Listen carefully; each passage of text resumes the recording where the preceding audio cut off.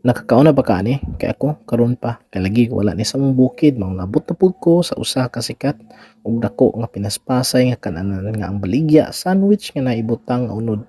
Depende sa imong pilion, makasipili isab kag preskong mga gulay ug sauce.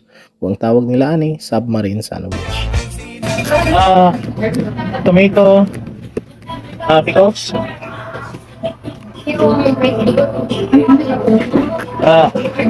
onion, tama na? Lunch na lang po. Para nako lang ha, mas healthy siya kumpara sa uban og syempre dapat na ipahanlas kay lisod ang matuk-an ta niya impluwensya gyud sa Korean drama kay dinhi gyud na sila magmarites date ug imot-imot.